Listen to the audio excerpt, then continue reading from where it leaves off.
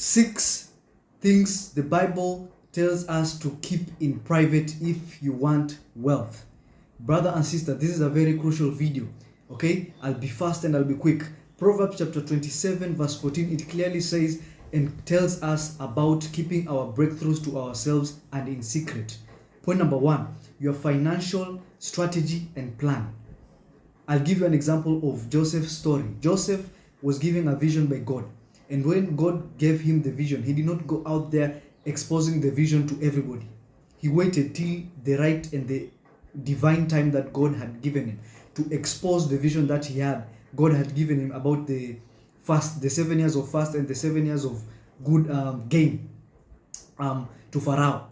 Okay, it was the divine moment when God, Joseph gave out the revelation and the vision that God has given him. And look what happened. He was made the general of the commander-in-chief of everything there. Pharaoh's second-hand man. So if you expose your financial strategies early, before they haven't been fulfilled, you are leaving doors for the enemy to attack, doors of doubts, doors of negativity. Okay, and this is very crucial.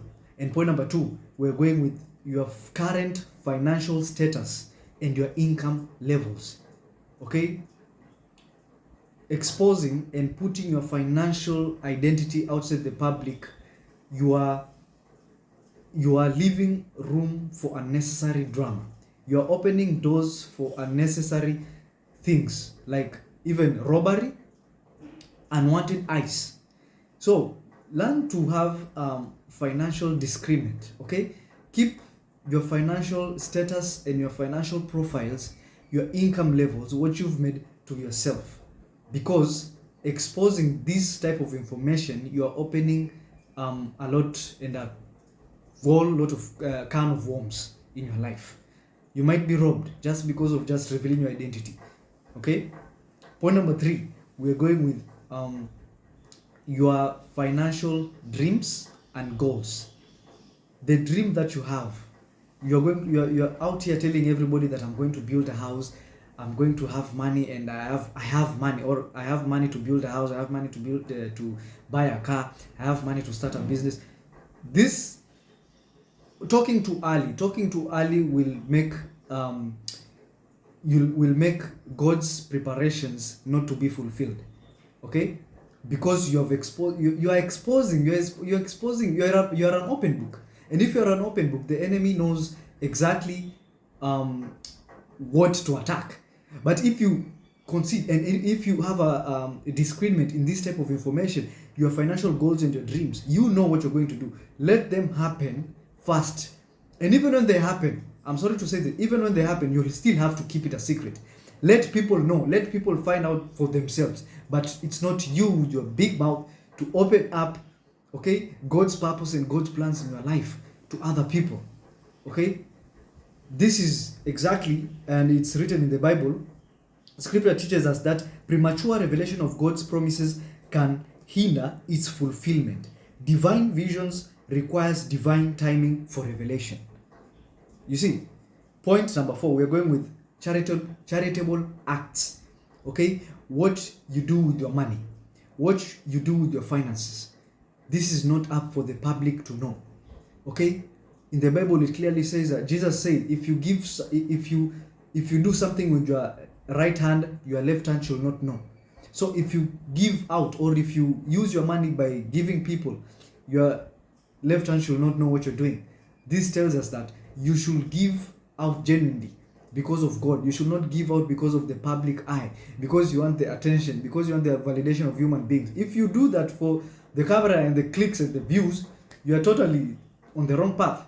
You are giving out the wrong way. And to be honest, God does not even care about your charitable acts, because you are doing it for human beings. You're not doing it for Him. Because if you will do it for Him, it will be a secret, because He has already seen your efforts and what you are doing behind closed doors when nobody is watching. But you are doing it because of the people validation and to get people to react just because of human being attention. So keep your charitable acts for yourself. If you help somebody, the world should not know if you have helped somebody, brother and sister. Point number 6, we're going with Sorry, point number 5, which is financial struggles. You discuss about your financial struggles to everybody.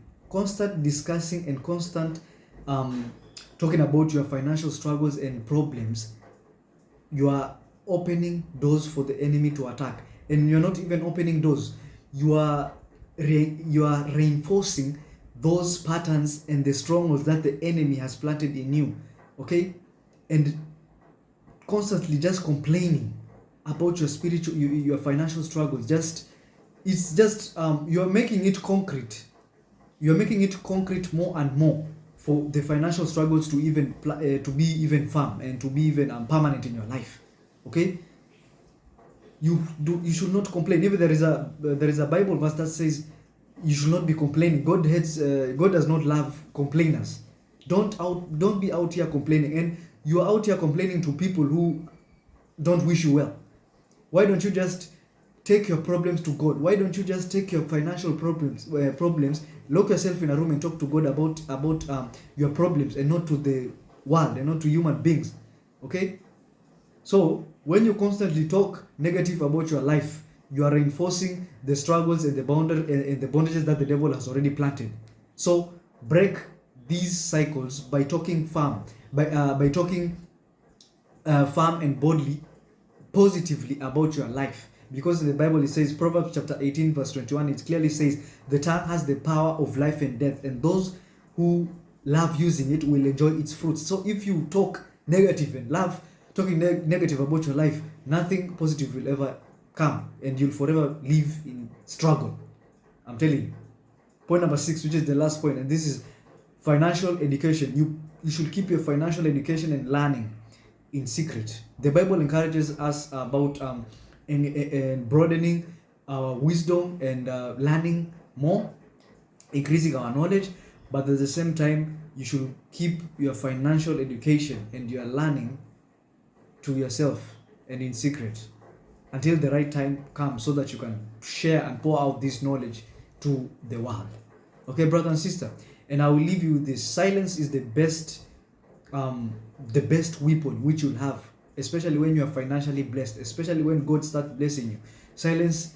Pray for God to bless you with silence. Pray for God to bless you with the discipline for financial discretion.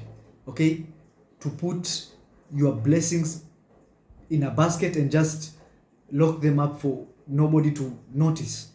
Okay, let them notice, but let it not come from you. Let them see God's work on you, not you saying it. Okay, brother and sister, please follow me for more videos. Subscribe to my YouTube channel. I'll really appreciate it.